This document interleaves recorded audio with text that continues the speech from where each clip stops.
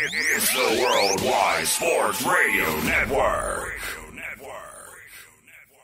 We are live on the Worldwide Sports Radio Network. Thank you for joining us. This was a little home buyer seminar between the Sports Hitless crew. We were just talking about whether to live up you get everything here. You get everything here. Contribute nothing to the conversation. Give it some time. We might start talking about some stocks because it's going crazy out here. Mr. Box Officer, how you doing, man? How's it going? I'm good, man. Trying to make it through the week, man. We have Greg Polius is in the house. Greg, how you doing, sir? I'm doing well. A lot to talk about today. We do. Declan Krogman. Declan, how you doing, sir? Carl, thanks for having me. First things, shout out to Kobe. Got his high school jersey on. 1 year. Yes, sir. Yesterday. Rest in peace. 1 year. It's a sad day. I still can't believe it, man. I go through days and just wonder, I can't believe that he's gone. Mr. Box Office is in the I'm introduced Mr. Box Office already. You can introduce me twice. It's okay. The people, they want to hear from me twice. It's okay. Self-proclaimed commissioners in the building. Mr. Ray. Ray, how you doing, sir? Good, man. How's everybody doing today? And Mr. Nickname himself, PTBS, is in the building. I don't know what that stands for. He's going to fill us in and let us know. How you doing, sir?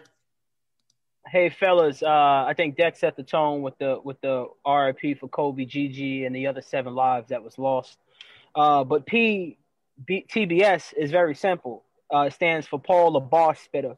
Last week on Sunday, I gave you guys premium content. All right, premium content, and it all lived true with the exception of me picking Josh Allen, who was a joke on Sunday night. But hey, you know what I'm saying? TBS is back for some more bars. I'm gonna save a little. All right, I gotta save some, for next week's show. But I got some bars for y'all today.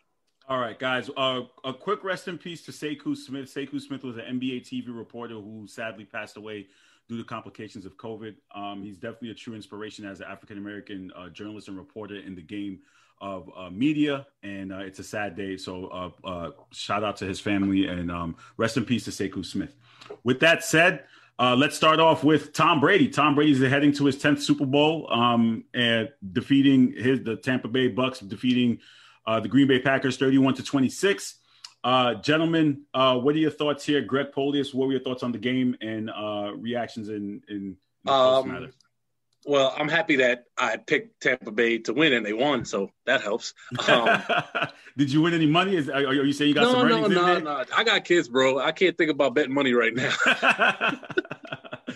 But I think what really set the tone in that game was how the first half ended. And the fact that Kevin King let Scotty Miller get 15 yards behind him with 7 seconds left, which is just an absolute no-no. And all the Bucks D had to do in the second half was hold on, which is really what they did. Even though Brady played what was arguably subpar football in the second half. But he did enough to win from the first half. So let me ask Travis, Mr. Box Office, a question. What was worse, the play of Kevin King or the call by Matt LaFleur not to go on that 4th down? Oh, I'm glad you came there because I was ready to talk about that 4th down play right there, man. I wanted to start at the 3rd down play right there. I wanted to see what the consensus was in the group is. Do y'all think Aaron Rodgers made the wrong call by not running that ball? Yeah. Because I just sat here and watched that play 10 times. I don't think he was going to make it, even if he tried to run it. So I don't think he was going to make it, but you shortened the length of the field on 4th down. Yep. But 100%. He had an opening field, so it would have definitely been close. But it wasn't open because JPP had a nice angle on him, and then if you watch White, he was zoned, but he was kind of spying Aaron Rodgers the whole time. So if Aaron Rodgers would have took up, I don't think he would have got there. But Travis, back to my question, though, bro. Answer my question. I told you I wanted to get to that, but I wanted to start at the 3rd down play. He just bypassed my question like an athlete. I think he would have got it. Just didn't answer what I asked him. Okay. I don't understand. I mean, at that point, I think what was it? 4? Yeah, that was a bad call on Matt LaFleur. I think you got to take the points right there. I mean, you got Aaron Rodgers. He's one of the greatest quarterbacks to ever throw the football. Put the ball in his hands and give him an opportunity to win that game for you. TBS, what are your thoughts there? A Kevin King or that 4th down play, would you say decided the game? I'm not going to say Kevin King decided the game. It was a very big blow on the deep ball. And it's interesting because what made Tampa successful on their hot streak down the stretch was we had Brady playing the New England style offense, right, with the chunk and dunks and the catch and runs. And then all of a sudden, here you got Kevin King and the Packers defense looking to play short, to keep the game in front of him, and Scotty Miller just runs right past him. It was an amazing, mindset from, such a great leader in Tom Brady, but also from Bruce Arians bringing back his old school throw deep mantra. It did come back to hurt him a little bit later, but I can't say that Kevin King cost in the game. I think the game was on Aaron Rodgers, not even on Matt LaFleur. He gave Matt LaFleur no reason to even go for a fourth down, right? I mean, as bad as he looked on first, second, and third down, staring down Devontae Adams, and then, that debacle of not running it or putting any pressure on the defense feet. I can honestly see from the 10-yard line why Matt LaFleur took the points. He had 4 timeouts with the 3 in his pocket and a 2-minute warning. The only thing I will say is he probably should have went for it specifically because Tampa's already pinned back. And if you stop them, you get great field position. But other than that, it's kind of tough to not put the ball in your best player's hands, which is just unsatisfactory from a leadership perspective. So, but call it what you want. I put the game on Aaron Rodgers, man. He wasn't good in the fourth quarter. Shaq Barrett and those guys got to him. They hit him like they did early in the game. And he was missing. I mean, he missed his throws. He missed a few reads. He missed an early touchdown on the first play from the red zone. So say what you want. He had a dynamic third quarter, but I feel like he dropped the ball in the fourth quarter. And Aaron Rodgers is probably the reason why they're sitting on the couch today. Ray, go ahead. Travis, I'm going to get to you. But Ray, let me ask you this. Have you ever seen a quarterback throw 3 interceptions in the game and nobody talk about it and they just praise him for winning the game? You read my mind. You can't really do that. Listen, I've become the football guy here. You see what I'm saying? You see that, right? I was going there. You read my mind. I like it. Ray, go ahead, man. Answer that for me. Have I ever seen it? I probably have. I just can't remember. But at the end of the day, who cares? They won. He did enough He did enough in the first half, and when he scored the beginning touchdown to go up 28-10. Everything else doesn't matter. Did he mess up? He didn't even look good in the second half. No, he did, without a doubt. But those interceptions, they weren't costly because I think 2 of them were on the Green Bay territory. So they're pretty much like punts. You know what I'm saying? Defense stepped up, did what they supposed to do. Overall, no, Tom Brady didn't carry them to the W, but he made enough plays, and the defense made enough plays for the whole team to be in the Super Bowl. Special shout out to CJ from one second, guys. Special shout out to CJ, who's on the Weapons Hot Show, a New York Jets podcast. His show is on Sundays at 7 on the Worldwide Sports Radio Network. Thank you for tuning in. Somebody had a point to make to that? Yeah, I just wanted to throw something out there. Tom Brady's 3 interceptions is probably one of the most overrated 3 interceptions you could think of, right? Mike Evans, 6'4" with a 40-inch vertical leap, didn't get off his feet more than 3 inches on that crossing route. He should have caught the pass. All right, He should have caught the football. The second one, he didn't even look up. All right, He didn't even Tom Brady, he had Jair Alexander beat by 5 yards. He didn't even look up for a jump ball. Tom Brady gave him an opportunity. As a receiver, all you could dream of is for your quarterback to give you an opportunity one-on-one. And Mike Evans had his head in the ground. He didn't even see it. Now, the first pick was just a bad throw. It's a corner route. He completely missed it on the inside, which is a no-no. You got to get the ball outside or out of bounds. Not really overhyping it. I think Tom Brady actually did carry it in a victory because the tempo in which he hit and those checkdowns that he made, and even when he had to drive the football on the post routes, Tom Brady showed that he still got the cannon, bro. I mean, honestly, he showed he could make every throw in the street, including the deep ball. So I think Tom Brady was different, which doesn't surprise anybody. So. Declan, I know you had an issue with that PI call. You said it was a terrible call, and some of the people in the group were giving you flack about it.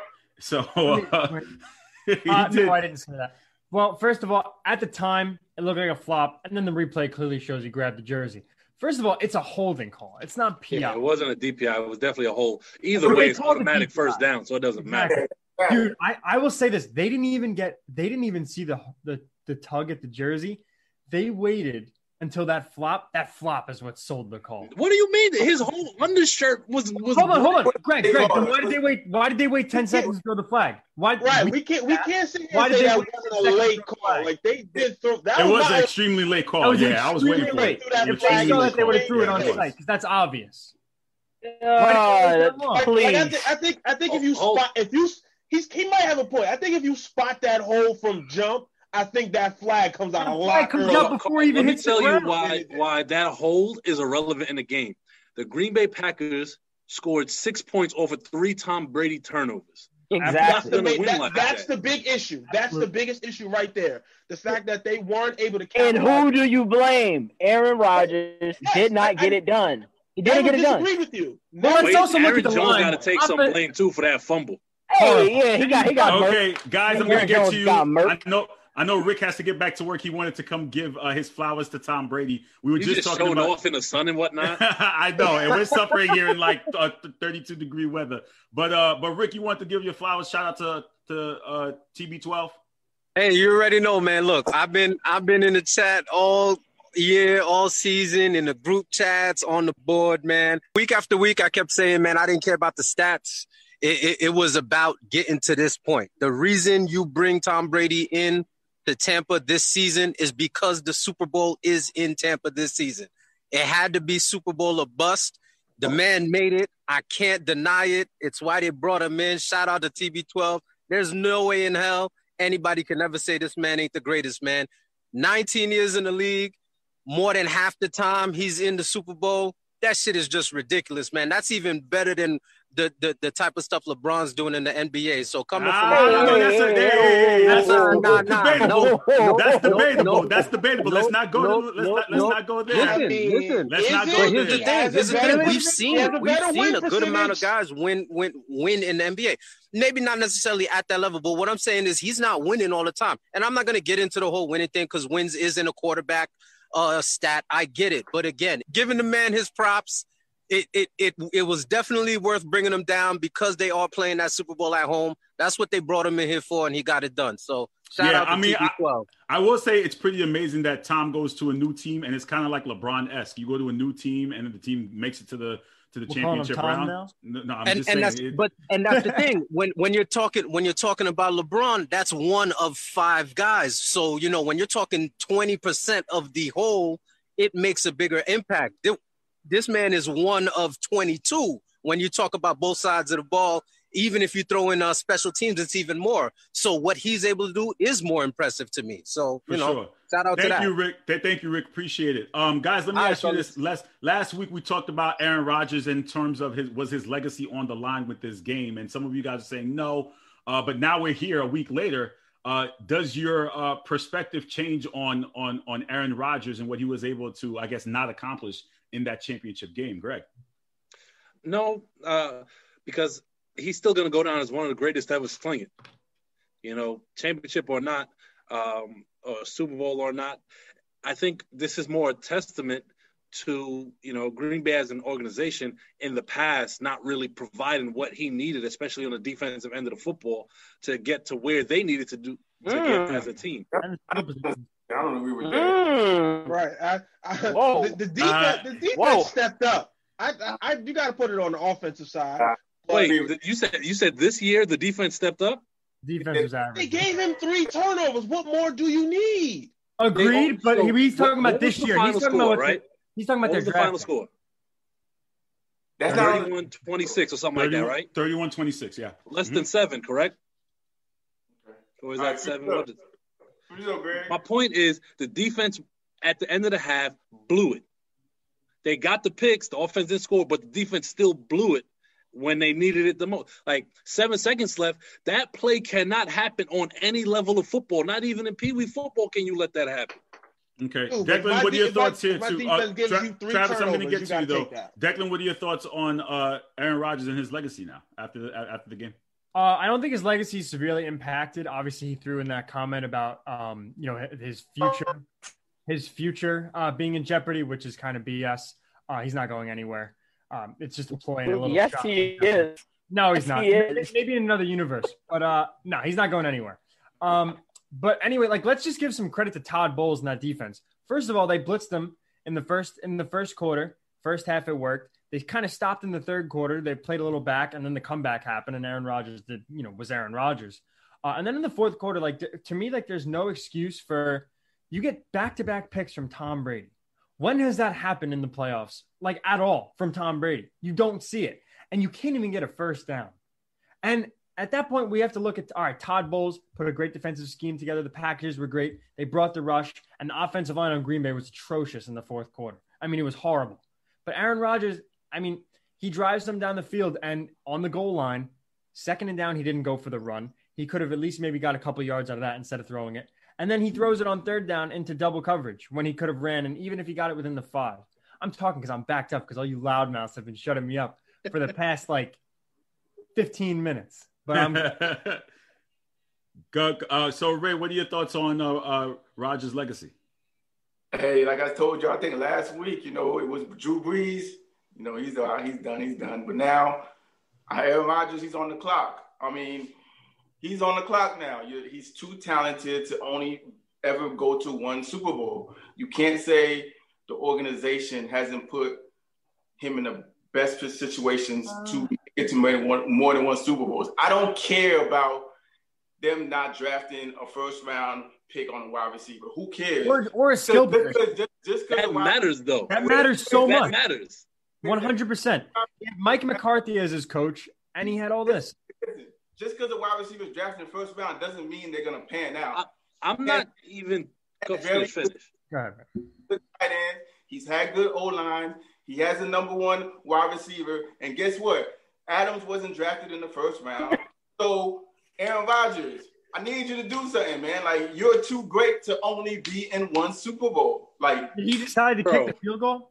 You sound wild right now, not encompassing the team aspect of it. I was waiting for Greg to make that point because I get shitted on when I do it. I got a couple points to hit on this, but go ahead. Go ahead, Trav, go ahead, because I can't hear Paul right now. Okay. to start off with your original question, because you said I never answered the question, but I said it Sunday that in the beginning of the show Sunday, I thought it wouldn't affect his legacy, but I sat there and thought about it. The fact that he was playing Tom Brady, it did take a ding to his legacy a little bit for the simple fact, because like you guys said, he's had one Super Bowl. So here you were with the opportunity to get to another Super Bowl, defeat the GOAT, and your defense gave you 3 turnovers. I'm sorry, if you get 3 turnovers from your defense, you got to win that game.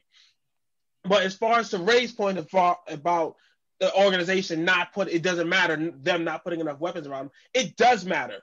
The man is never, it does because the man is, he's had enough. What enough weapons? What enough weapons? You have one player from the receiver standpoint that scares the defense. Okay. So let me ask this. Let's go back in history. Last year's NFC Championship, did we not think that the Green Bay Packers were going to win that one either, or no? They didn't have enough that last year. Exactly.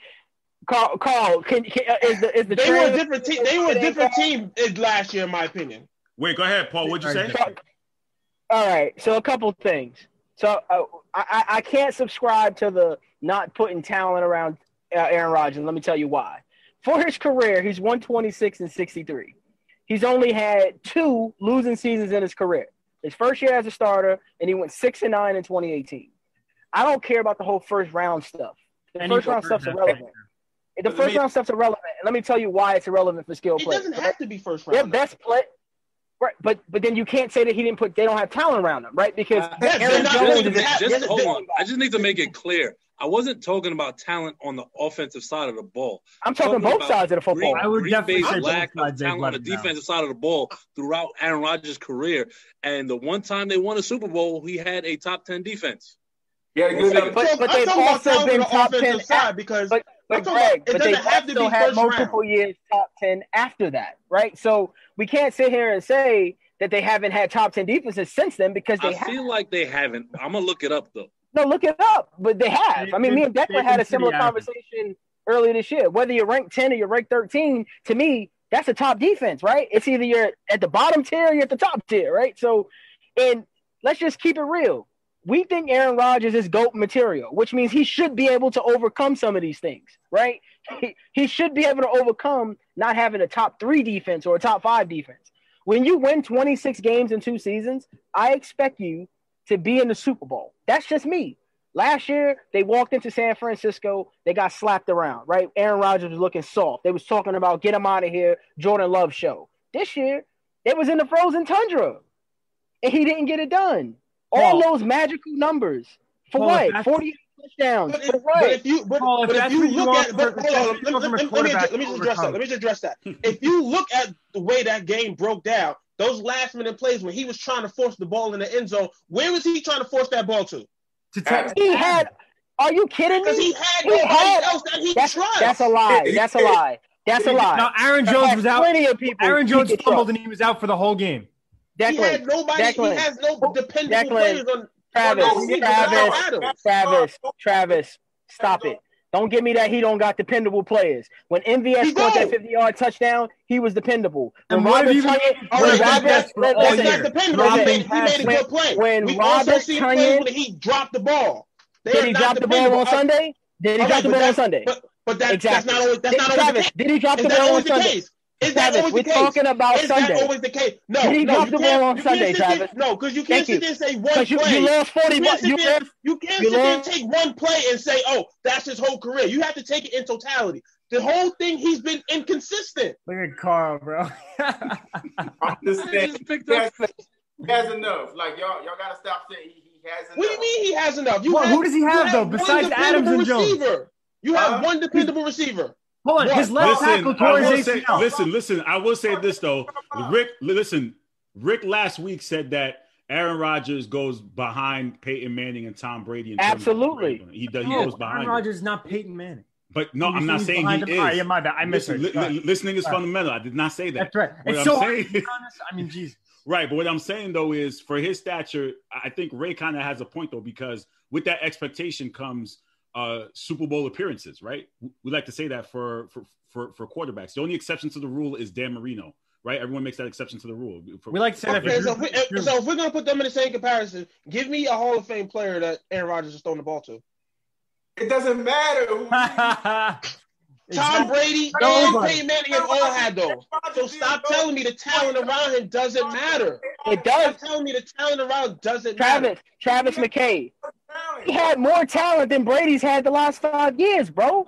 In New England. What are you talking about? Is Gronk not a Hall of Fame player? He's got Mike Evans, Chris Godwin. Is Gronk a Hall of Fame player? Yes or no? Antonio Brown. Okay, so again, the only person on the panel saying that he needs help, his team needs help, is just Greg. Is that safe to say everybody else is putting it on right? I said Travis, yes. You guys think he needs help? Okay. Is it that hard to hear on this broadcast? Because everyone's jumping back and forth. That's why I'm trying It's kind of hard to say somebody needs help when you went back-to-back 13 wins seasons.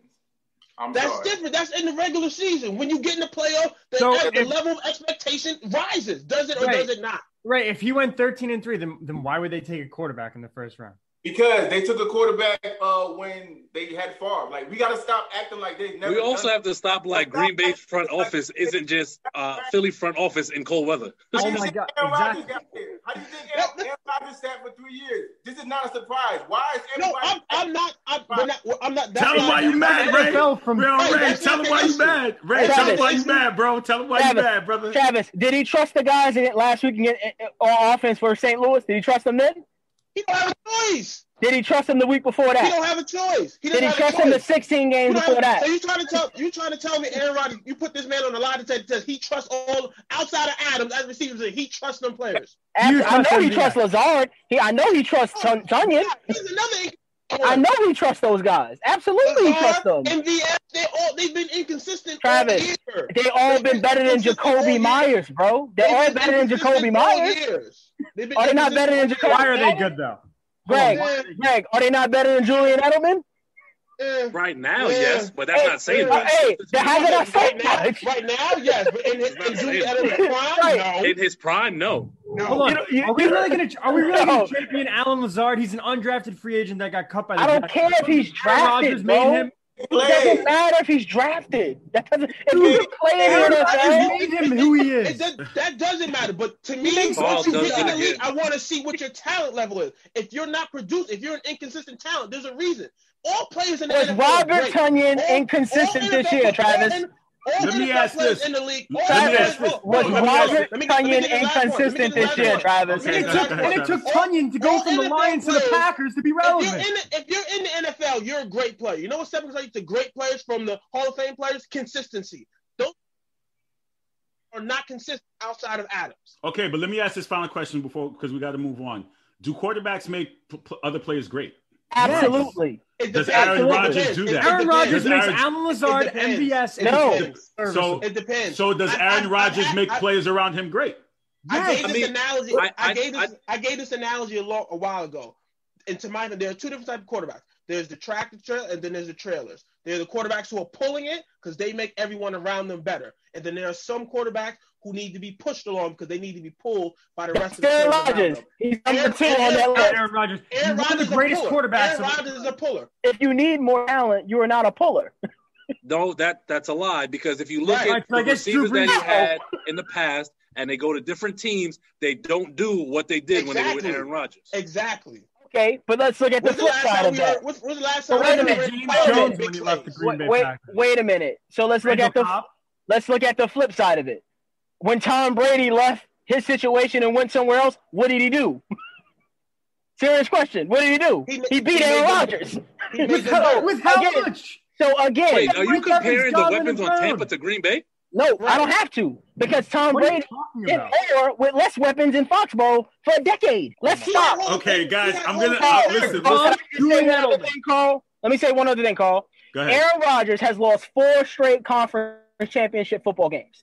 I'm supposed to sit here and say he lost all 4 of those because he didn't have more Cool. talent so around the him. QB is the only Get one who the plays in hell the outta game. here. Now. Cool, got it. No, got it. he's not the only one that plays in the game, but he played poorly in those 4 games. Look it up. It's not even accurate. He's not lost 4 straight. He lost 4 Right, straight I'm conference championship Four. games. Declan, He won, he Are won you Super four Bowls straight? 2 years ago. Second. no, he did not. He did not win. Aaron Rodgers lost 4 straight conference Yeah, championships. Aaron Rodgers. No, I thought He you has said not Tom been Brady. in the conference. No, I said Aaron Rodgers has lost 4 consecutive championship games. He's When not, he he's not saying this year, but No, he's not saying the Fine, past in his 4. career He's talking about since the he won last Super 4 Bowl. he's played. Sure. Uno, Okay. dos, tres, cuatro. How many Okay. times are we going to sit here and pretend? Come on, Okay, okay, guys. So let's move on to So the the same, AFC. same set I'm with about Drew to say, Brees, wait though. to get to the Bills. And, Yeah. Drew So, Brees? well, I'm listen. on. Drew Brees is a joke too. Listen, is there any point to discuss the AFC Championship game? 38. Absolutely, it is. I'd love to. yes. Okay. Declan, what are your thoughts here with your Bills coming up short in the championship game? Well, first of all, the better team won. Paul, I hate to do this to you, but you just called Josh Allen the best player in football since week 6. He was Like until Sunday. They only lost because you picked them, because you've been picking against them. all year. Oh, he's a conspiracy theorist. That's the youth in you, man. You and non in the business. It's a tough game. The better team won. Patrick Mahomes unstoppable. That defense wasn't stopping anybody. That's a team. Let's go a little bit more in depth to that. You play quarterback, Declan. Absolutely. So let me. When you have 5 straight 3-and-outs because of inaccuracy at the passing position, and then you put Patrick Mahomes with the football in his hands, what do you expect to happen to the defense? Exactly that. But even still, Patrick Mahomes put up 38 points on that defense. That defense gave up 3 points against Baltimore. No, let's not do that. Josh Allen was for 21 of those points. Josh Allen was the reason they lost. 100%. He did not. Guys, just let them cook because they're gonna go at it. They're not gonna stop. He did, I know he they're did not play good. 100%. Let's reel it back in. I want more from you. Why was Josh Allen so bad, Declan? All right. First of all, he did not play like the best player in football, like you said he was since He didn't play like the best player in the playoffs at all. He did not. Might have been the worst quarterback. That might have been the worst performance from any of the quarterbacks I've seen in the playoffs. Lamar Jackson just put up 3 points last week. He threw more touchdowns to the other team. Let's not be ridiculous. Don't be ridiculous. That's You the always want to stupidest do thing that. I've ever heard. Let me tell you something. Yeah. If All the right, go ahead. Bills had Lamar Jackson, they would have had a better game on Sunday night. Yeah, well, let's see. That's kind of ridiculous. That's what I'm gonna say. Well, Because- what's Buffalo's defensive ranking? 16th, and Lamar Jackson. Points Oh, against them? Good to know. you're gonna give us the regular season rankings? No, I'm giving you the playoffs. That's what we doing? Wow. It's okay, whatever. Anyway, yeah, he didn't play good. He was inaccurate. Point out. Well, go ahead. He was rolling out and he was running backwards and taking stupid sacks. Everybody saw the game. He That's looked like literally Daniel Madden. Jones, bro. Exactly. It was like Madden. It was nothing like Daniel Jones. I mean, He looked like Daniel Jones in the pocket on Sunday night. He I actually would looked not- kind of worse, to be honest. 'Cause I don't Right? even think Right, Greg? Am I crazy? He looked bad. He was bad in the game. It's fine. He played good. Obviously, he had a great year. This is a young team. I mean, I'm fine with it. I think he was bad. It's unfortunate. The better team won. I think even if Josh Allen was at his tops, it would have been tough to win.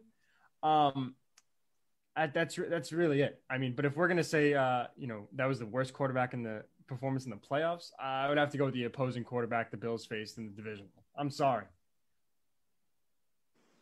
Travis, what are your thoughts? I would just like to point out how, I was right because, there was some who said getting into a track meet with the Kansas City Chiefs was a good way for them to beat that team. But that proved to be wrong right there.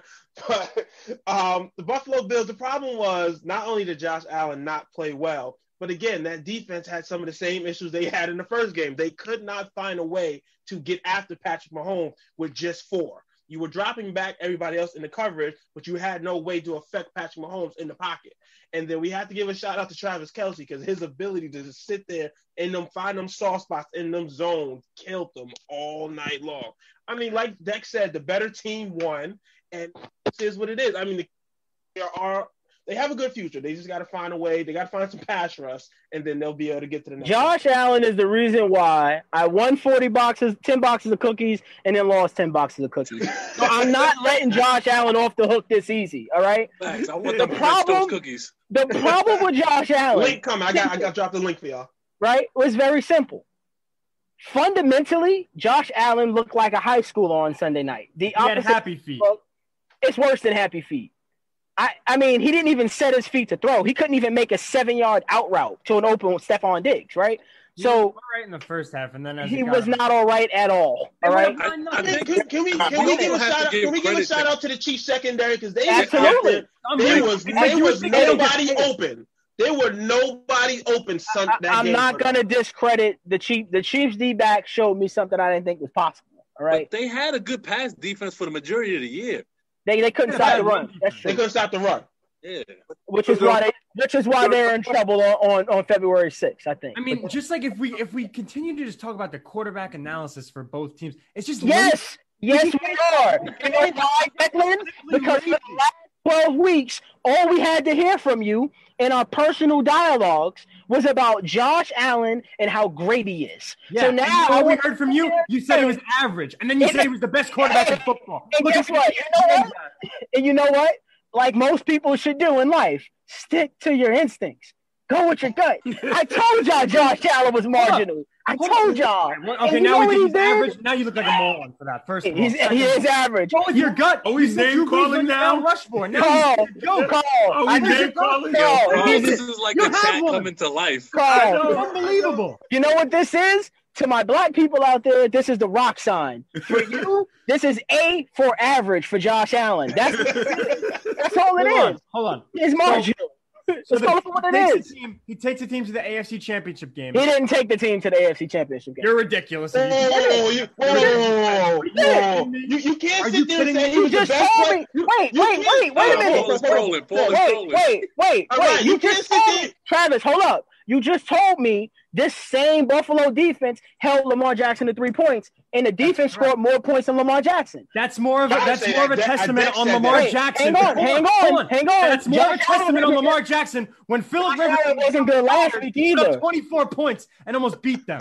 Josh Allen. That's a testament on Lamar Jackson, and everybody can see it. It's not that hard to see. So could I be honest? So Josh Allen is what now 3-4 in the playoffs, something like that for his career. 2-2. I mean, not even close. 2-2. Sorry, 2-2. Yeah, he's looked really bad. He's only looked good one time. But Paul, you can't sit there and say that he didn't take him to the AFC Championship game. When on Sunday you said he was the best player in football since like week. It's a flip flop. You can't say that. Yeah, they caught him there. He'll come back in there. You can't say that. Ray, what are your thoughts, man? You've been quietly patient, waiting there in the corner. What are your thoughts over this Josh Allen debate? Josh Allen, he didn't play well. Let's be honest. He should have had about 3. One pick. He should have had 2 or 3 for sure. He did 2 in the first. But overall, I mean, the Chiefs are just a better team. Like it was shown. Like last week, like what they went up 9-0, and then the next thing you know, nobody gave them a chance to win. Yeah, that's ridiculous. I would say nobody gave them a chance. 21-0 run. Declan, you don't count. Yeah. Like next thing you know, the Chiefs go on a 21-0 run, and it's 29-9, and then I'm like, all right, this is over. It was over. And they still talking about how Sean McDermott tried to kick a field goal from the 2-yard line. Listen, but Paul, they just wanted you in front of the congregation to admit that you were wrong because you can't say that he didn't lead them to the championship game. But then last week you say that he was the best player. Quarterback in football. He was the best quarterback in football since October. He was. And you know what? Okay, But why did they You get know there? what? Why did they get Hang on. there? Hang That on. doesn't make sense. That doesn't make Hang on. sense. It does make it makes perfect. It makes perfect No, sense. it doesn't. It does not. You're shot, bro. You're done. It makes no sense. It's over. Just say he had a bad game without a doubt. Right, like we had a bad I'm like, game. did I It not is say what he it was is. bad? He was bad. He really was. All right, I'll wait for him to come back to give his reason. I think he's coming back in. Nah, But that's uh, not He's funny. doing this on purpose. There's 7 of them. So we got I guess 2 weeks before the big game. I know it's still early. But when we finally saw this is the matchup we're gonna get, what were your first reactions, Travis?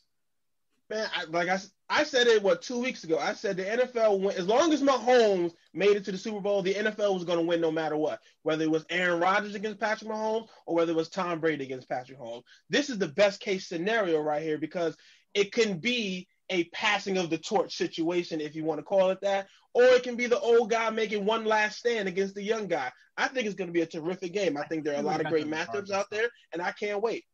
Greg, what were your first thoughts when you saw this was going to be the Super Bowl 55?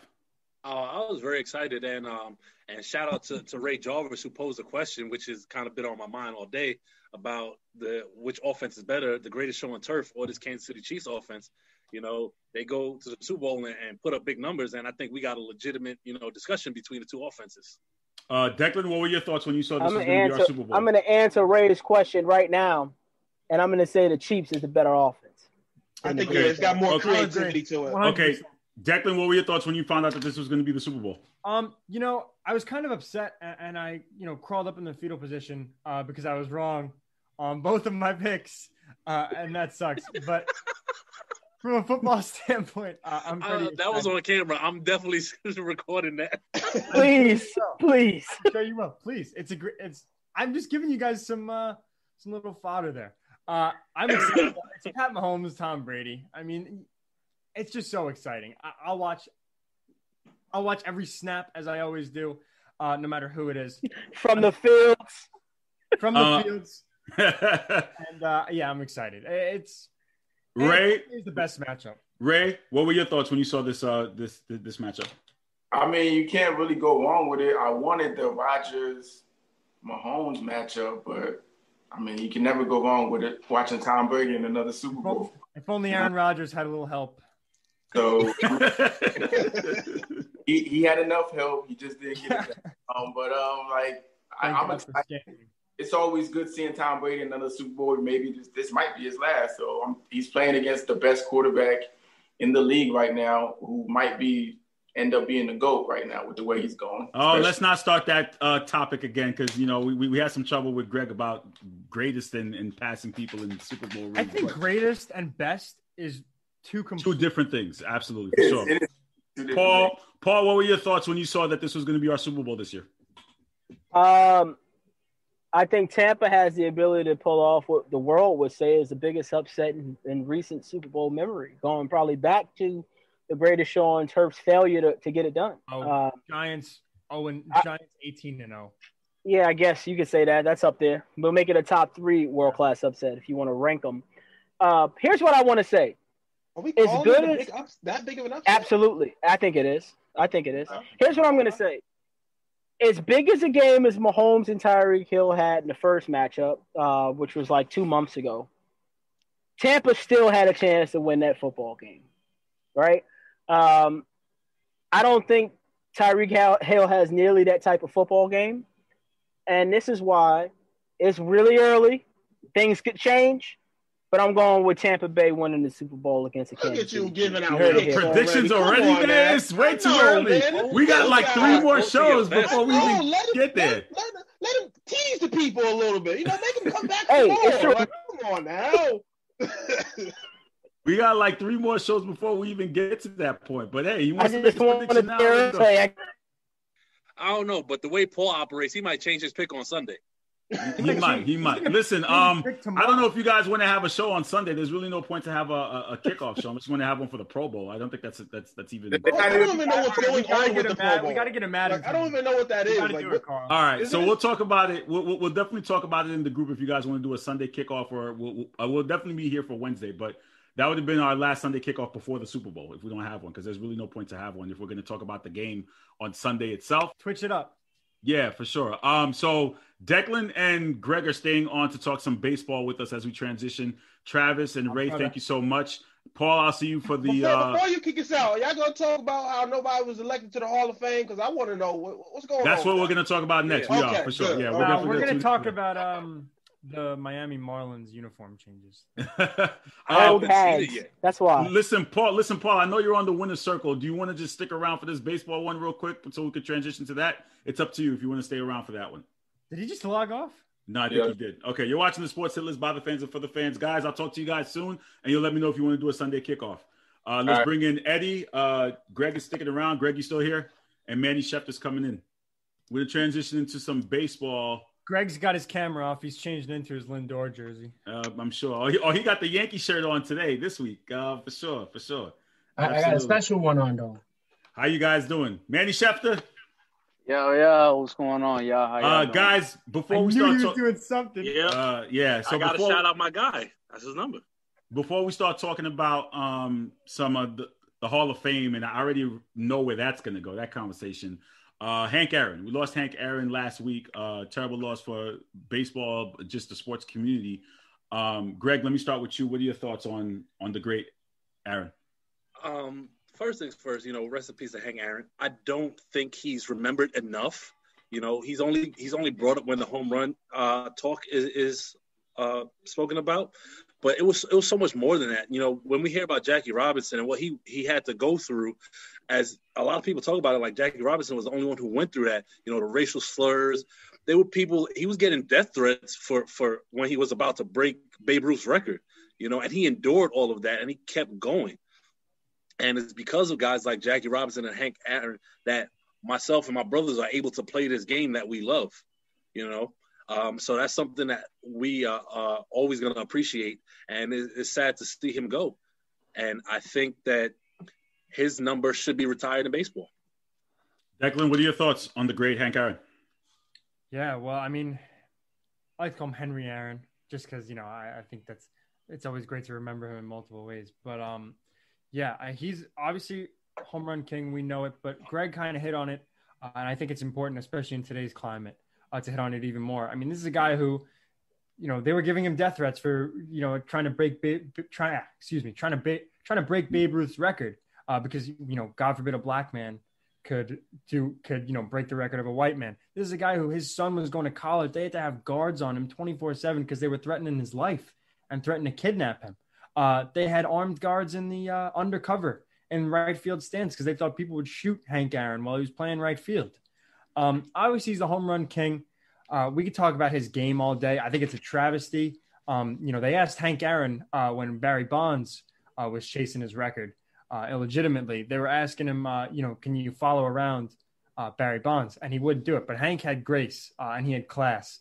And he made a video for Barry Bonds congratulating him. And obviously, baseball fanatics and fans alike all know why that's so unfortunate, and that probably took a lot out of Hank Aaron. Also, he was even doing interviews in December. He was doing an interview with Tom Verducci in December. He was fine. He didn't look like he had any issues, and he just passed away in his sleep at the age of 86. So rest in peace to him. He was a great baseball player, and from everything I'm hearing, he was an even better man. Eddie, what are your thoughts? I'm going to piggyback off of what Greg said. I think that a lot of times because we see a great player, we don't put into perspective what he meant to Black Americans. As far as it goes, he was a pioneer fighting for civil rights with other athletes like Muhammad Ali, Bill Russell. Those are great basketball players and boxers and just athletes. But they actually fought. They were on the front lines fighting for this. So I guess a lot of times the sports fan that gets overlooked based on what they do. He's already a great ball player. I've said him in the chat a few times. I feel that he doesn't get enough respect when it comes to the greatest hitters of all time. If you look at considering all of his all-time ranks for everything, 22 years in, but he's first all-time in RBIs, third all-time in hits, .305 batting average, second all-time home runs, fourth all-time in runs. That he hit. He was a hitter. I looked up a couple of fun facts just to see things I didn't know about him. One thing I didn't know is that the Braves offered him $50 more than the New York Giants, and he would have been in the outfield with Willie Mays. So imagine that, Willie Mays and Hank Aaron in the same outfield. And it was just a change. It was a difference of $50 that did that. He was a great. What I was reading, he was a great human being. When he talked, he sounded like a pleasant human being. And he's going to be missed. He's well respected in baseball, as he should, and in the world, not just in baseball. He should be well respected as a man. One thing that's crazy about him is that I saw this the other day from a statistical standpoint. He had 715 home runs, and he had over 3,000. I want to say it was 3,780 hits. So he's almost at 4,000. If you take away all of his home runs, and he's a home run king, he still has 3,000 hits. That's remarkable. It's amazing. Manny Schefter? When I think of Henry Aaron, I feel like he's one of those players that people wish they were able to see him live. Like to fill up the seats and everything like that, you think about it. This man was the home run king. And like everybody has said, he had death threats and stuff throughout his whole career just because he was going to break Babe Ruth's record. I'm glad he broke that record. It just showed he went through a lot of adversity just to live and play the game. And then even after his career was over, he was just very humble.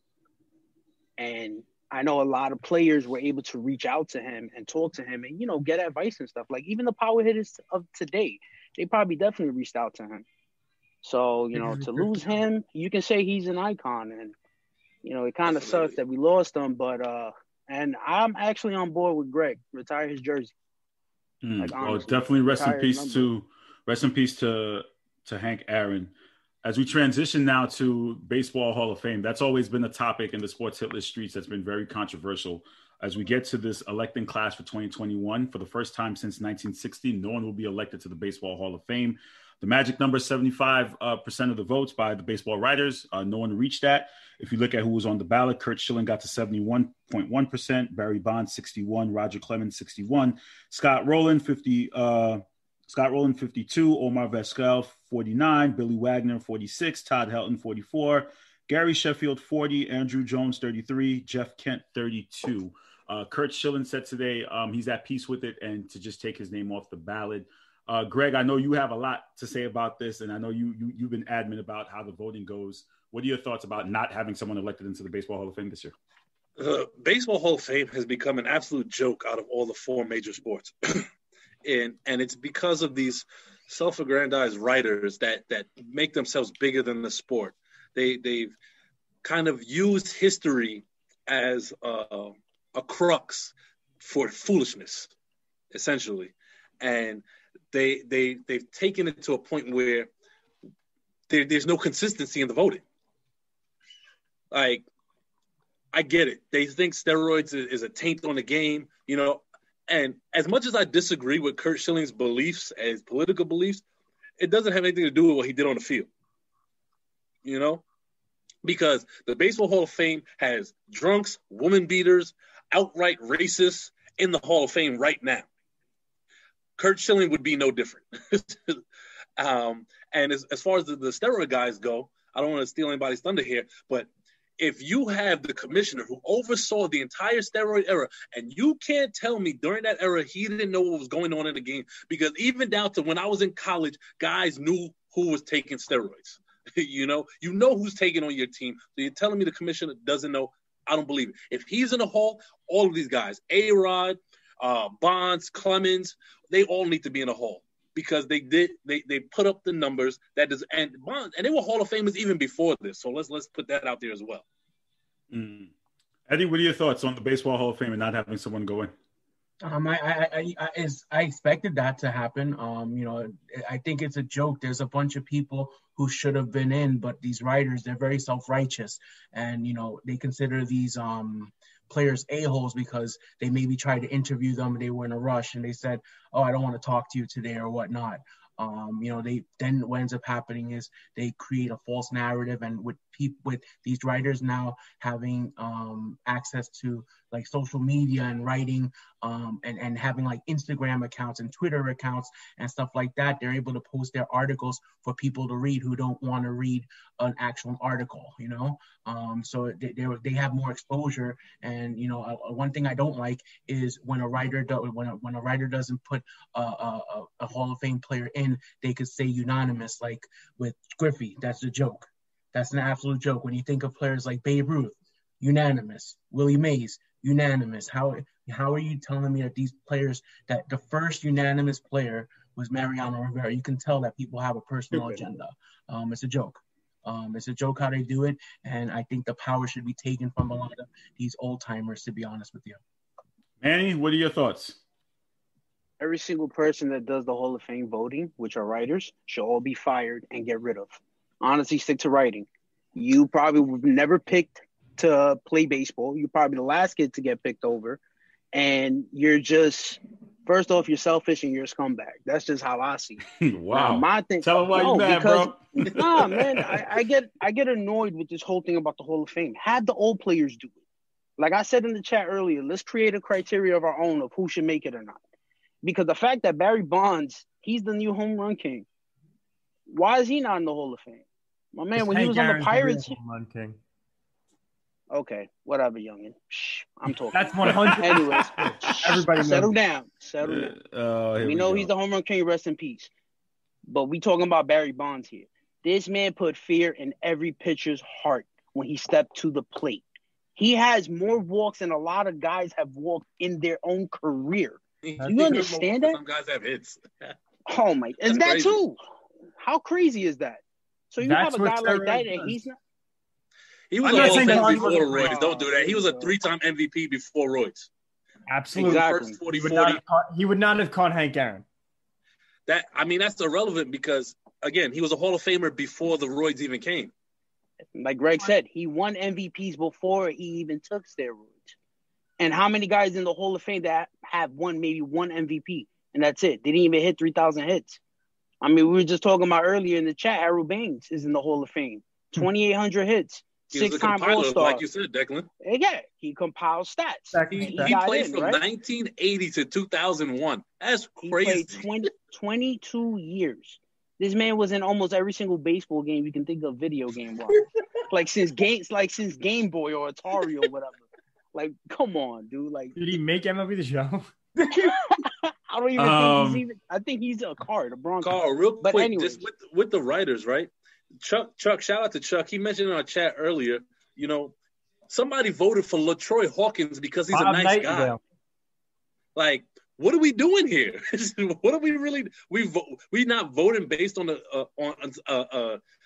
standardized criteria, but because he was a nice guy, he gave you a couple interviews. You're gonna vote for him for the Hall of Fame?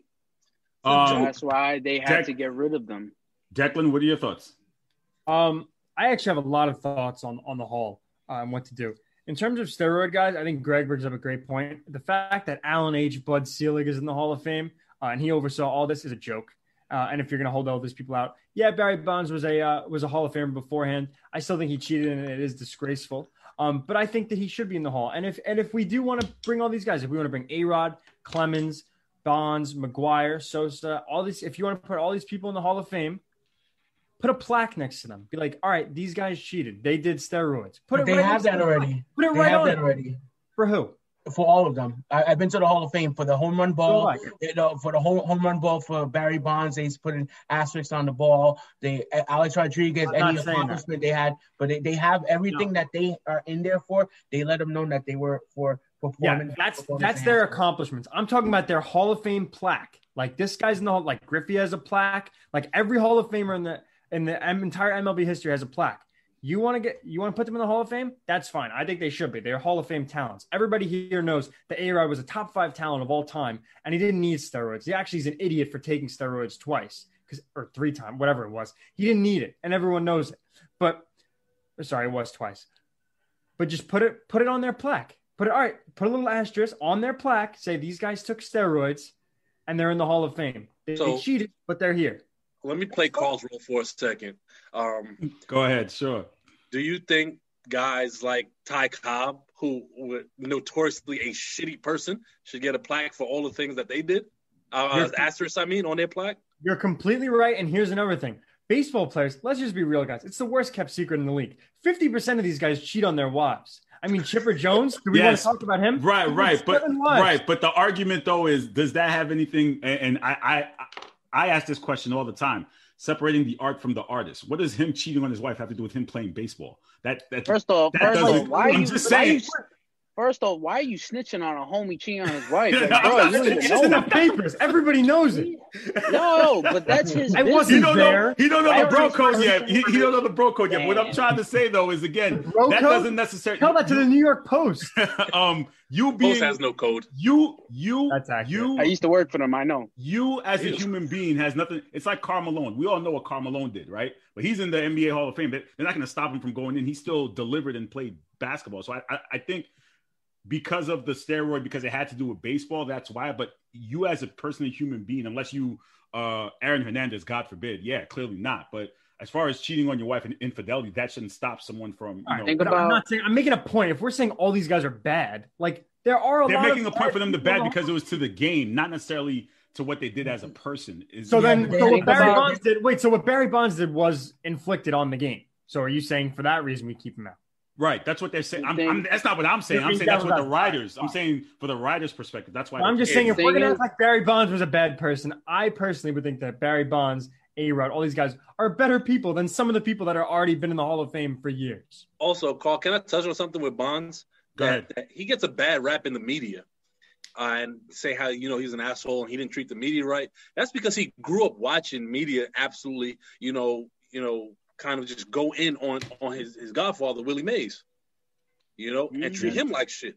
And he was like, I'm not going to give you guys the satisfaction after what I've watched you guys do growing up and so he gets a bad rap. And again, this goes back to the writers, like Eddie said, and them being self-righteous, holding a grudge on top of the steroids. So let me ask this question before I let you guys go. Is there a way, is there a Hall of Fame kind of committee? You know that the writers make the voting. Could the Hall of Fame committee look at this and say, hey, you guys are not making right decisions?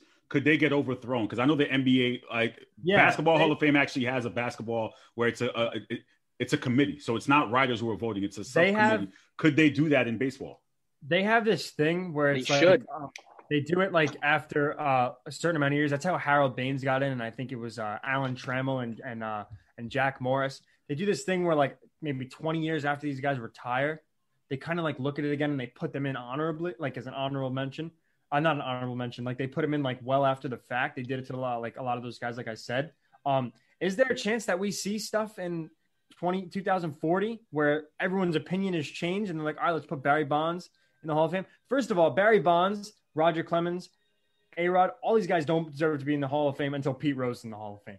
And it's probably going to take Pete Rose to die for them to put him in the Hall of Fame. I don't think he's going in. I mean, I think he deserves it. He's the hit king. Yeah, but he signed it. He signed the paper. He should that's a tough one. Like I could totally see your argument about the steroids and Bud Selig knowing it. But as far as betting on games and I think that's a he wasn't even a player when he did that though. He was a manager. That's doesn't matter. Yeah, but that's worse. Like I'm not going to agree with you on that. Like I said, I have my own personal feelings about the steroids, and I totally see where you're coming from. But as far as the betting on games, they're never going to let him in for that one. Hold on, but Pete Rose is an idiot. And you just said all these people separate the artist from the art.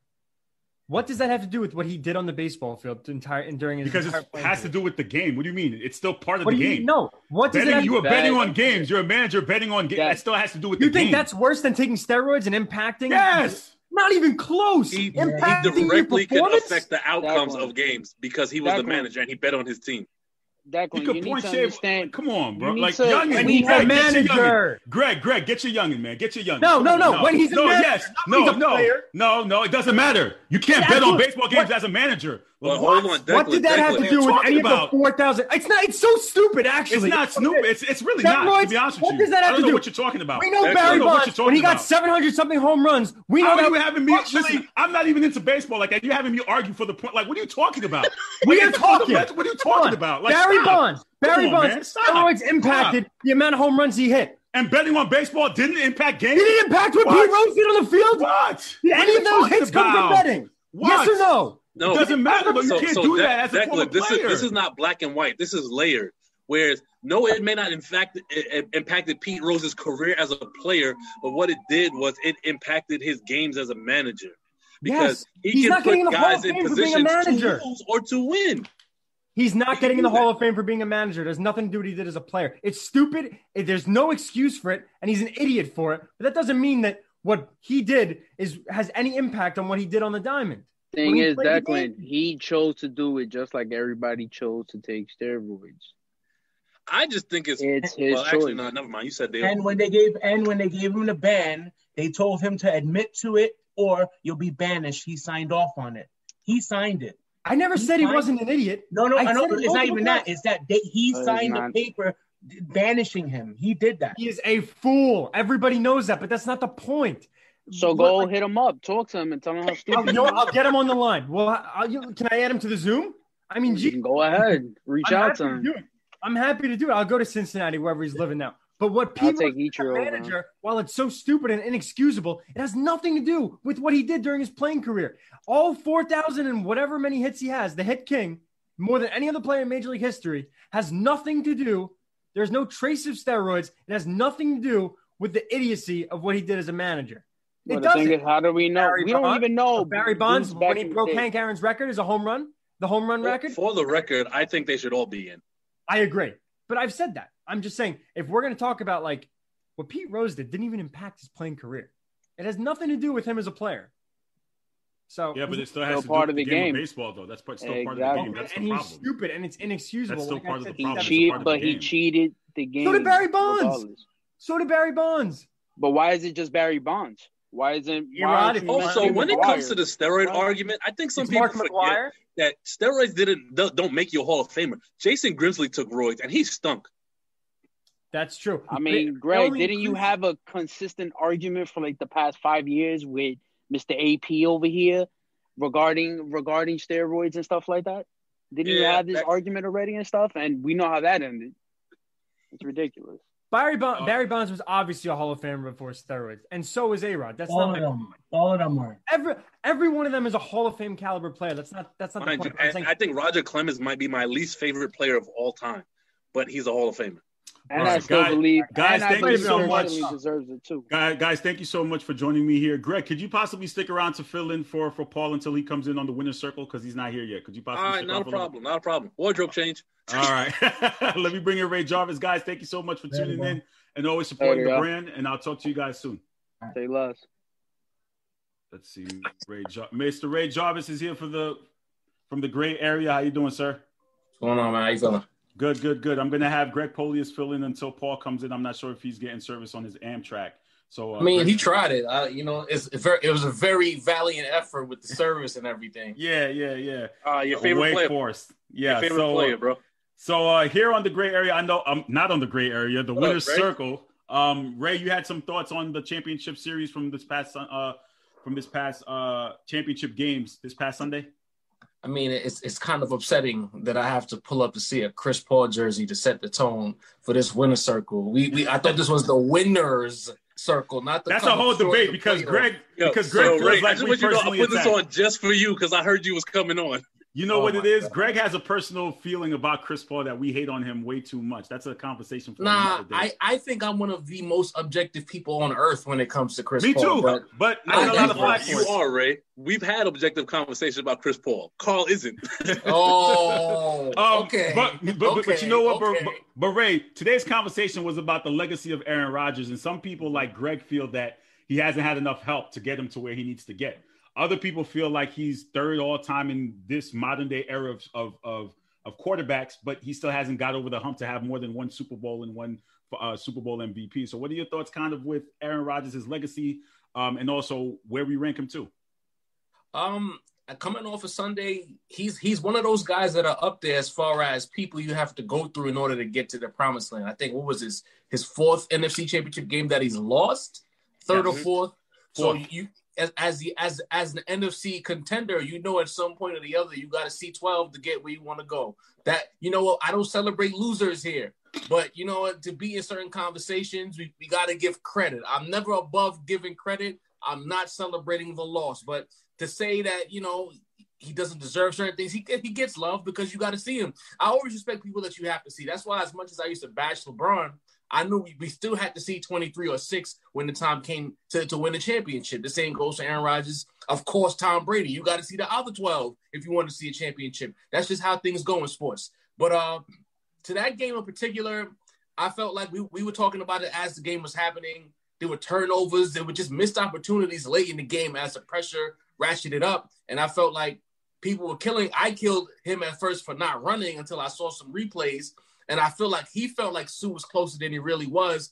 And frankly, I don't even think he gets to the end zone if he runs because Devin White was already making the play. He was heading in that direction. He would have caught him at around the 3 or 4 yard line. Maybe going for it would have been an easier decision for the head coach. But overall, I'm not mad at Aaron Rodgers after the NFC Championship game. He put his team in a position to win. And I felt like one head coach coached like it was a championship game, and the other head coach coached like it was a random Sunday in the NFL season. One coach to win, the other one coach like he might have a chance to win. That's not going to win a championship in the NFL. And another thing nobody really spoke about was how big that Aaron Jones fumble was in Tampa territory, because that pretty much iced the game when we think about it. Absolutely. So Ray, on the other side, Josh Allen. Some people are saying Josh Allen had a worst game of his of the playoffs. They weren't even expected to win. But what were your thoughts overall with that AFC Championship game? I won't say the AFC Championship game went as expected because I didn't think they would get smoked. I felt like the Chiefs would win comfortably because the Chiefs are really good at football. But did I expect it to be at one point 38-14? Especially after the game started, I think it was 9-0. Yeah. I thought we were in for a nice Sunday. This was the game I cared about more than the Brady Rodgers game. I was thirsty for the Bills and Chiefs matchup. I thought we were going to get a heavyweight bout for at least 2.5 quarters, and the Chiefs would find a way to put some distance in the fourth. I didn't expect it to get ugly. I'm not mad at Josh Allen because the Chiefs are good. We spent so much time focusing on Mahomes and the offense and the speed, and rightfully so, but their defense is very disciplined.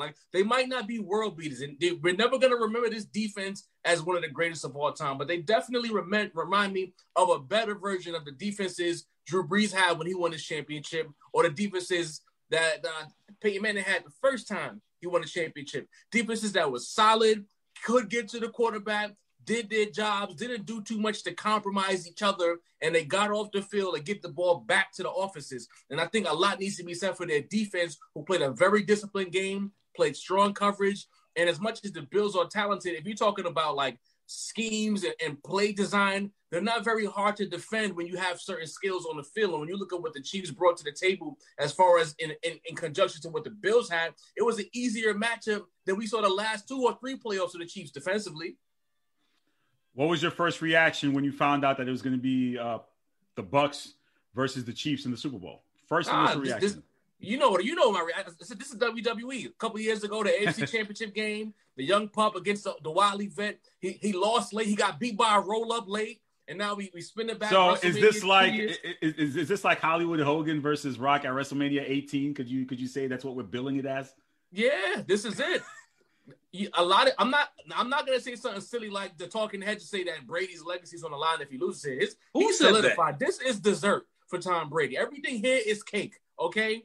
But I think it will go a longer way for what we expect Mahomes to be if he puts Old Yeller down. Y'all been hearing me say this for about a week now. If he puts Old Yeller down in the Super Bowl one final time and is decisively at the crib, a home Super Bowl, Mahomes is the guy. It's undisputed. Tom Brady will just be part of the ensemble in the NFL. There'll be one singular face of the league. It'll be Pat Mahomes if he gets it done this Sunday. I mean, I think he's the face of the league right now, to be honest. He got to share that a little bit. There's a little sharing going on. To switch kind of sport, Greg, you have another point? Yeah, just real quick on the AFC Championship game. The Bills, the Kansas City defense weakness was running the football. The Bills can't run the football. Right. So the game kind of went how I expected, being that they had no Zach Moss, and Devin Singletary to me is more of a scat back than a 3-down back. Mm-hmm. You thought it would be a blowout at one point? It was ugly, bro. Okay, even in my opinion, the only people that thought the Bills had a chance were people in Buffalo and Declan. I mean, look, at this point, I'm confused as to what team Declan cheers for. Is he a Giants fan? Has he turned his card in? Is he in Buffalo now? What is he doing, Declan? What's going on, bro? I don't know, man. That's the Rook. We leave the Rook alone. But to kind of change sports, something that we've been talking about in the Sports Hitlers group, Shaquille O'Neal and his boisterous opinions on sports. And I know I went back and forth with Greg about this, about the media and what they say. Ray and I have gone touch about it, but Ray, what are your thoughts on Shaq and what he had to say to Donovan Mitchell? And clearly there was something I saw where Utah had like a legislative meeting where they brung it up as far as what Shaq had to say and his approach. So what are your thoughts on Shaq? Well, this is the first thing I want to say is I'm on record as saying that Shaq is one of the biggest haters in the sports world. He is what he is. You think about his history going back to college, going to the pros. He's always had an issue with someone who garnered too much attention in his radius, and it got personal for him more so than the other guy. And it got so personal that the other person involved started to feel away himself. So we understand that Shaq has tendencies, he has ways. But then I saw a quote he made today about, Steph Curry and LeBron James are the only guys who've done what he's done in the league. Some could argue that KD has to, but I digress. That's another conversation for another day. But he's right. He does have the clearance to say certain things or to challenge players, but it's how you say it. It's a lot of times when Shaq is speaking about players, when we watch that show, Kenny Smith is the only person who ever seems like he's giving constructive criticism. When Chuck or Shaq are talking, it's like, all right, this guy's a hater. Like, your first inclination is to call him a hater. Your first inclination is to get offended. It doesn't feel constructive. It feels like you're making fun of me. You're mocking me. And when he asked the question of Donovan Mitchell, it was like, bro, like how you didn't even build him up. Hey, Donovan, great game. I like how you performed. So you did a hell of a job in the bubble, but I want to see more, Donovan. Can you take it to the next level, Donovan? I just asked the question Shaq should have asked. Shaq just basically threw him a curveball in a fastball situation, and it didn't even get over. He hung the curveball, and it got smacked out of the stadium. Like, what kind? It was a DAQ. If you don't know what a DAQ is, Google it. It was really bad. So, but for the Jazz to have a legislative meeting about it, it just speaks to this era. It's so soft. It's so coddled. Listen, a media personality asked a bad question. Go on with your day, go to practice, get ready for the next game. Why are we having meetings about it? Well, because Rudy Gobert's a scrub who's getting $200 million. That's why we're talking about it, because he's clapping at the Jazz and he's not doing it nicely. Don't have a meeting. Toughen up. Be better. I think it was that. Both can be true. I think it was at their legislative hearing. It was brung up to the table about Shaq. We shouldn't be talking about that. Yeah, I'm not going to ask you about burgers on a sports hit list. Why are we talking about that? Greg, I know you have a vendetta against media. I know you have a personal vendetta. We need to stop this because you do. Because I don't have because a lot of our conversations media. You do. It's okay to admit have a vendetta against certain narratives that are pushed for clicks. Let's make that clear. The media, and for years. And it started with, cable news media, and it's leaked into the sports world realm, where sometimes the truth behind it doesn't matter. They push the story instead. It's the clicks. They want the clicks. So you'll read certain headlines that garner clicks, and that's what it is. And that's what I'm against. I'm not against. Bro, we are in this together. Why would I be against it?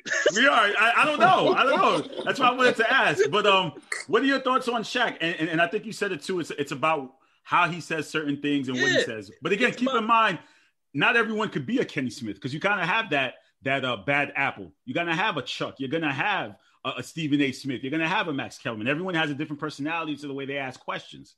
Again, you could have a different personality, but Carl, you could speak to this as a person in media. You have to know how to put on different faces for different things. Absolutely. Correct? Yeah, for sure. Just because you a quote unquote G14 classified, he could kick rocks. I'm so tired of hearing that. He has the clearance to say these things. Doesn't mean he has to be an asshole either.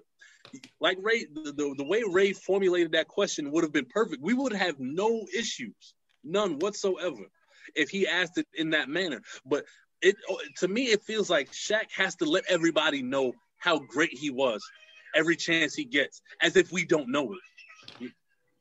Sorry, my daughter's wilding out. It's okay. Don't worry about it. It's cool. But I think, again, it's a matter to like his G14 classified. People who have accomplished certain things in their field, they're going to feel like they can say whatever the hell they want.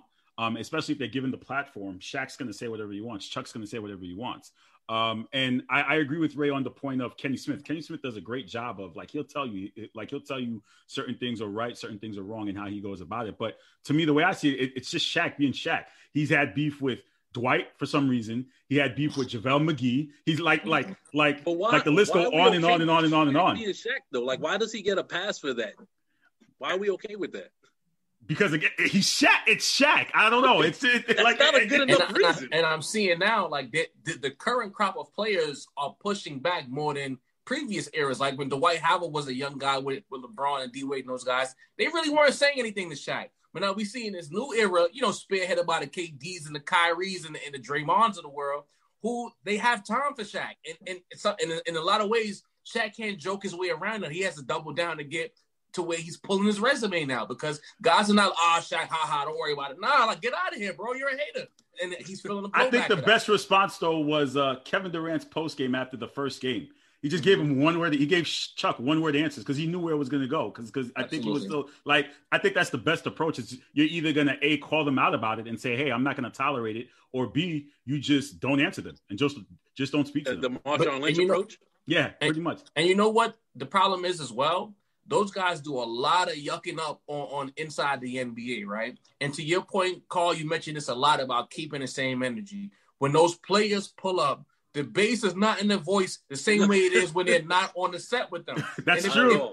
If they kept the bass in their voice the way they clown them when they're not there, then I would respect it tenfold, because you really standing on your square. You mean what you say, but when these guys come, then you want to ask nice questions. Then you want to talk nice and slap each other on the back. Nah, stay that way. So then when this player comes, then y'all can deal with it accordingly and make for good television. I think if these guys stood on their squares more, people will understand, maybe they really feel what they're saying and they're not being haters. But this goes back to what I say about how they just out there going for clicks. Mm-hmm. Right. And you know what? There's a point that Chuck and MJ don't talk, because Chuck said something about his managing skills with Charlotte. And since then, Mike didn't like it, and they don't speak because of that. And he felt, I guess Chuck was a little bit too critical of him being in that management role. But again, to your point, Ray, I do agree. If they're going to keep that same energy in the way you're going to talk about them, don't switch it up when you're speaking on them, for sure. The final topic this weekend that Ray and I wanted to talk about, Celtic Lakers this weekend. I can't forget that. Celtic Lakers this weekend on Saturday. You know the vibes. You know what that means. You know what that brings. My two youngins, I've been consistent. I'm always consistent in saying that they are the best duo in the Eastern Conference, and I'm going to keep that same energy. You scared me for a second, Carl. I thought you was going to say you always consistent. Woo. No, I am. It's true. But I have been saying it, and I'm going to keep that and say that they are the best duo in the Eastern Conference. So I know we're not the reigning defending champion, the LA Lakers, but the way Jason Tatum, but the way Jaylen Brown and Jason Tatum are playing right now at a high level, and their numbers are playing great, it gives us a chance against the Lakers on Saturday. So what you're saying to me is any combination of two from Kyrie, KD, and Harden is not a better two than what's happening in Boston? Or you're just not doing that? They're a trio and this is a duo. That's what you're saying? They're a trio now. They're not a duo. Okay. So we can't do it. It's logical. They're a trio now. They're not a duo. So we have to. Ray, it's crazy that you saw that from a mile away. He knows me too well, but it's true. Hey, man, they're a trio. We've been doing this for a little bit now. I know the game now. But it's true, though. Are you going to classify them as a duo? No, they're a trio. We're talking about a duo. You want to talk about Jason Tatum and Jaylen Brown. No one in the Eastern Conference is better than them. I would say that they're the second best duo in the league to LeBron and AD. It's fair. Ooh, I don't know. You don't know.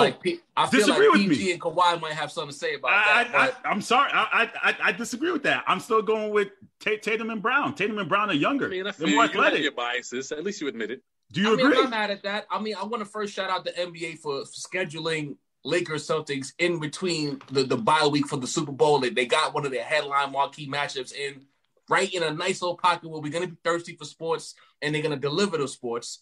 But I just want to be clear here on the winner circle that when that matchup goes down, even if it's in Boston, you guys are going to get beat up. It's going to be a showcase of the immortal Los Angeles Lakers. And frankly, I wanted to set a tone here. You and I, we've been too chummy, Carl. We've been too friendly. So I have a challenge for you, Mr. Coulange. The loser of this matchup has to now go in the group or on the show next Wednesday, whatever you choose. You're the EP, right? And has to say that the other is the greatest franchise in NBA history. Oh my on God. Wax. So if the Lakers win, wow. you have to say the Lakers are the greatest franchise in NBA history, and vice versa. If the Celtics win, I have to come out and say that's the wager. It's fans, no money involved. It's free smoke. Oh man, you put me on the spot. That's keep in mind that the Lakers are on cruise control and not even playing that well, and they're still winning. They're still one of the top teams in the league. You know what? I'm gonna take that bet. I'm cool with that. My man. I'm gonna.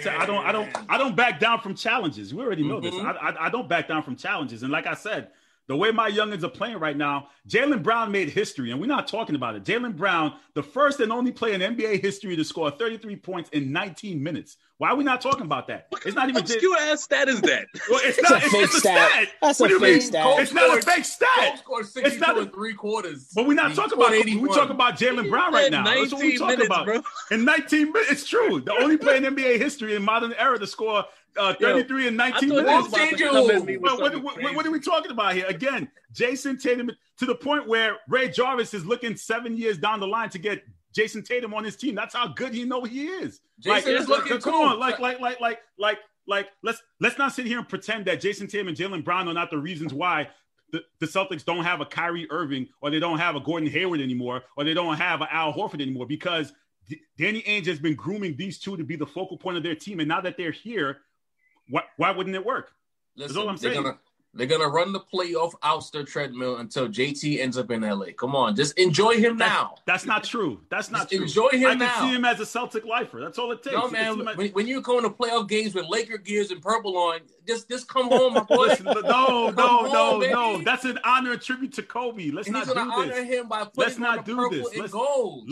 Let's not do this. It was an honor and tribute to Kobe. We had Bill Russell wearing an honor and tribute to Kobe. That's what it was. Yeah, but honestly, we know one guy's still playing, and his favorite player was Kobe. So can I ask you something? So what? What's up? Go ahead.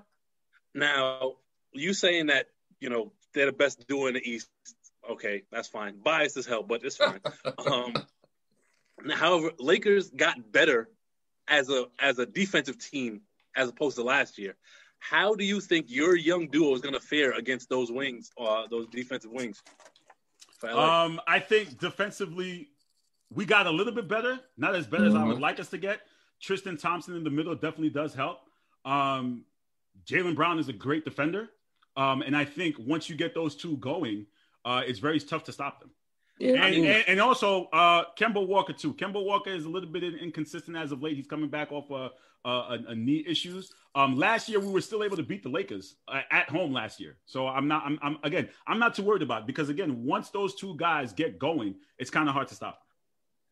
Also, like I said, this is a different Laker team. I don't care about that.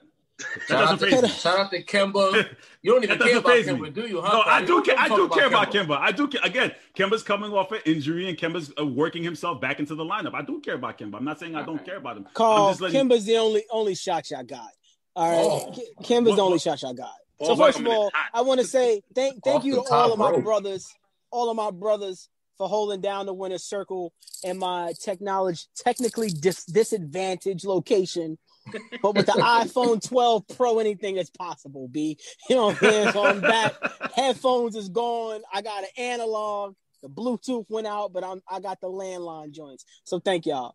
But the reason why I want to tell you Kim is your only chance, Carl, is Jaylen Brown at times historically in the playoffs have self-checked himself. We've seen him multiple times. He starts to fall in love with the three-point shot. I think what makes him dynamic is off the bounce, he goes away from that game, right? Jason Tatum, I love that kid. He a bit of a roller coaster though, right? Like against Miami, he was up, he was down, bro. Kemba, I felt like y'all chucked in the playoffs last year. And I think Kemba is the one guy, and we know where the weaknesses lie defensively for most teams, especially obviously the Lakers. The biggest concern was off the bounce. Kemba has the ability, if he's running that pick and roll, and he's slicing and dicing like the Kemba, I know, you know what I'm saying? That's the only threat, I think, to the Lakers. But I don't think y'all have an answer at all for AD. Like, Tristan Thompson is not enough. Daniel Tice is a joke, you know what I'm saying? He dropping 20 for y'all. That's a joke, you know what I'm saying? So when I think about y'all still don't have an answer for LeBron, right? Like he gonna bully y'all. Listen, like LeBron cooks y'all, and then you got the Warriors. The Warriors were down 20 against the Lakers, and they came back and won. And That's you're telling a fluke game, bro. And you're telling me that my team doesn't have a legit chance of beating the Lakers in the regular season game. What are you talking about? So here's what I'm gonna tell you, Carl. To answer your question, the Lakers losing a lead to Golden State in an unwatched match is not the same as them getting up ready to go against the East's best team. So what they do tonight against Philly, what they do this week against y'all, what they do down the road against Brooklyn, those are prime time, stand up, let's show out, we all playing matchups, bro. You're going to get the Lakers' best. All right, just keep in mind, though, that they're on a 7. But just keep in mind, though, they're on a 7. I guess it's the Grammy road trip, you'd like to call it at this point in time. They're on a 7-game road trip. Not an impact, because the fans ain't there, bro. You know what I'm saying? These are free trips. I did say the Lakers are on cruise control. They chilling. Cruise control. The Lakers are on cruise control, bro. So what does that mean? I don't understand. If you watched them play, right? It's not the same intensity that we saw in the playoffs. They're going through, like they were up on Chicago by 30 in the second quarter. It's chilling, bro. Crazy. So you're saying that, but again, you're saying a team as talented as my team is gonna be down by 30. I'm not saying that. He didn't say that. I'm still not understanding what you're saying about them being on cruise control. If the Lakers decided they want to get up for the Celtics, that the Celtics are in trouble. Trouble. That's what I'm saying. That's what Greg's saying. They are in trouble, bro. If this a get up game, it's trouble. That's all I'm saying. Like, I think maybe there's been 1 or 2 games where the Lakers have really turned it up this year, and they're still one of the best teams in the league. Yeah. Like what they did to Milwaukee, that was a get up game. Yeah. I mean, Milwaukee made it a little close, but I felt like they never had a chance, bro. Well, we'll wait and see that game on Saturday at 8:30 on ABC. Any other thoughts around the association? Are the Jazz a threat at all? The Jazz are on a winning streak. Utah Jazz. No, I'm asking you a fair question. They're on a winning streak. They're playing pretty well. I think they have the third best record in the Western Conference right now. Yeah, that's pretty good. Good for them. No, I'm not worried about the Jazz. Oh, well, are you worried about? Well, you know what? Well, you know what, Ray Jarvis? Are you worried about anyone aside from? I guess the Nets and the Clippers would be your 2 teams that you'd say you'd be concerned about, right? I'm not even worried about the Clippers. Yeah, I'm not worried about the Clippers. I'm looking at the finals. I'm not looking at the Western Conference. If Klay Thompson was healthy, it would be the Warriors, but he's not healthy, so I'm looking at the finals. I feel like I respect that. Honestly. I got a question though. What is Cousin Adam going to do about all these postponed games? Whew. That's why he didn't schedule. To answer, that's why the second half of the season hasn't been scheduled yet. Right. Because I think they're going to take a look at how many games have been postponed, and then that's going to determine how the second half schedule has been released. I really think they should look into how the NHL did it with the kind of semi-bubble and regional bubbles and limit travel, because not only does it suck for us fans that, we can't see. Granted, like I said in the beginning, if they canceled it, I'm not going to be mad either way. But if they're going to play, I want to see it. But it's killing my fantasy team. That's the only reason. I knew that's what you were going to say. No, I knew that's what you were going to say. No, that's the only reason you care. Can I add to that, though? Right? My biggest concern with the NBA in the ridiculous postponements, because it's getting crazy. I mean, Jimmy Butler ain't playing like a month, bro. You know what I'm saying? My issue is I feel like had like 6-7 games postponed. Yeah, Washington. I just feel like the NBA. Maybe I didn't read it good, right? But the centralized bubble thing, I'm no expert. I do know logistics, but we got 3 quadrants in the world, the U.S., that the NBA could be stationed out of, right? You obviously got New York. You got somewhere in Texas, whether it's Dallas Stadium or the Spurs, and then you go out to Staples. That's where you hold all your games. It's 3 massive cities, you know what I'm saying? And that's where it has to be, because this is crazy, bro. This, as a diehard sports fan, I don't even love what I'm watching, because I don't want to see Kendrick. If you look at Washington Wizards' box score last night, you don't know watch 80% of the roster. Exactly. Yeah. Westbrook looks lost out there. But you know what, guys? This was inevitable. Trash. Like, what's really the solution, though? At the end of the day, they knew this was going to be a situation, and players weren't willing to go back into a bubble to be away from their families. Like, they don't want to do it. Could I say that Adam Silver is a little too relaxed? Because the NFL doesn't have this problem. Yeah. So it's Uncle Adam and the rules surrounding the NBA players a little too calm, right? You look at Seth Curry testing positive. He's on the sideline with his mask down, giving guys a hug in games he's not even playing. So is the NBA strategy an issue is my question, right?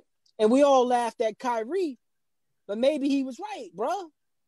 You know what I'm saying? Because the NFL is serious.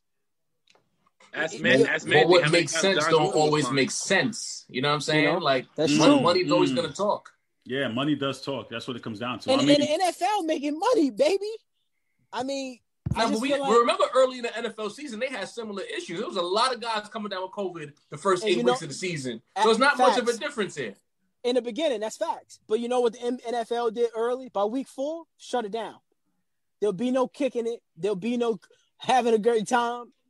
If you play on a national football team, it's a wrap, bro. All right, guys. Any final thoughts here on the winner's circle to wrap up, Ray? I'll see you this weekend, Carl. All right. And to make it clear again, the loser has to say that the other franchise is the best franchise in NBA history, correct? Yes. Greatest. Yes. Okay. All right. Greg, any final thoughts? I think you should set up a watch party in the group for this game just because it is bet. We'll see about that. And I didn't forget our little debate the other day too that we had about the entire ring argument in the NFL. Bro, you was wilding. You needed to. I know what I was saying. I didn't even say the GOAT thing. That was Jaws. It's not that was me. Right? No, that's not what I'm trying to say. I'm trying to say is that I believe the NFL players it's a double standard. Because we sit here and talk about Super Bowl appearances and Super Bowl rings for NFL players, but when we try to do the same thing with the NBA, you tell us it's an individual game. It's not. It's a team game and not an individual. That's the only point I was trying to make. No, and I'm telling you, you're wrong. I came on this show and debated you how in the NBA they focus more on that than anything. So why would I then say they focus on that in the?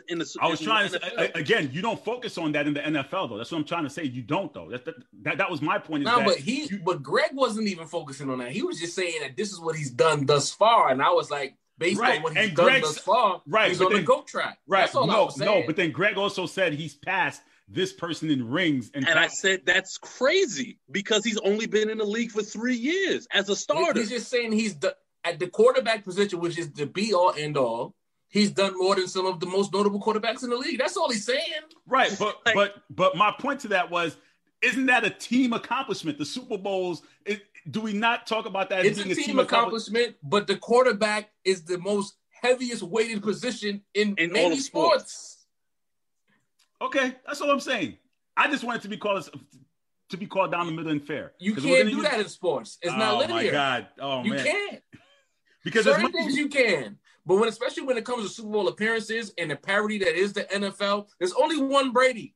For all the other Bradys, there's a bunch of guys who might have 1 or 2 or 3 appearances. But you think about the NBA, when you have a great team, you're going to the finals. And then you're going to go again, and then you're going to go again, you're going to go again. But it's also... You can get caught slipping in the wild card round. Correct. But it also, as much as you say we have the quarterback, we do have great players who put those teams in positions to be in the finals. For example, you have But you can LeBron, win in the NFL with a piss-poor defense if you have an elite quarterback. You can't say the same going the other way. Okay, not in this era. Okay, fair. All right, Greg, any final thoughts besides that? No. I'm just ready for that watch party, honestly. You guys take care. Ray, you want to give a shout out to your podcast so everyone can check it out? New Gray Area is dropping tomorrow. Barclays versus Bozos, aka Nets versus Knicks. I want to see this one, man. I got a Knicks fan coming on there. We're gonna have it out about this. New rap roundtable's coming next Wednesday, so things are moving. Listen, I will be tuned into that one because the Knicks are playing well, man. I think they had the number 1 ranked defense in the league. I don't know if they still do. They are playing well, and the only reason I'm on the Knicks bandwagon is for my pops. My pops is 65 years old, and I'd like to see him be happy and see a championship.